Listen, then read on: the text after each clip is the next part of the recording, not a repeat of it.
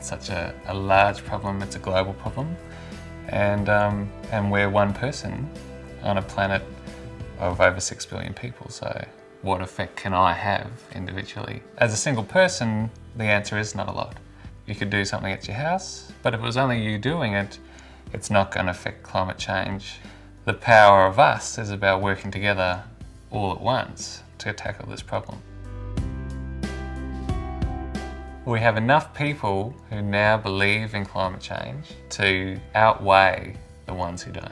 So we are now at the point that there's enough people who actually want to make a change that we can. Part of motivating people is showing them, it's not all lost. There are things that can be done that do have a benefit. We've got the capability, we've got the technologies in place, and we can actually do it. How do we improve our energy efficiency at home? How do we recycle and reuse our waste? And how do we use transport? Those, I guess, three things really are the crux of how we as individuals can address the issue of climate change.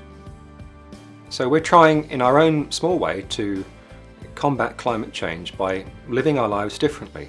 As a personal choice to help with climate change, I cycle to work. Solar panels on our house, we recycle better, we've replaced the light bulbs in our house, and all of these things are things which, if everyone did that, if every Australian did that, it would make a huge difference.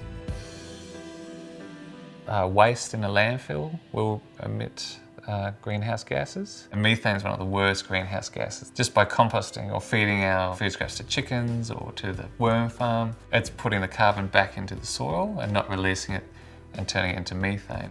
There are a number of different things that individuals can do, and they're only small gestures, but those small gestures add up.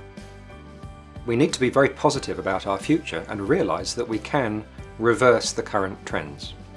At the moment, most of the baselines are shifting downwards, if you like, so there are large areas of the planet which are becoming impacted by climate change, by other human factors, anthropogenic factors, these are often called.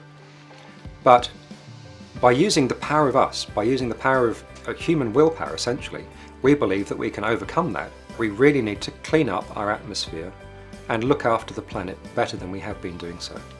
And you can show to your children, I made an effort. When the rest of humanity was changing its lifestyle, I was a part of that. I wasn't just an observer.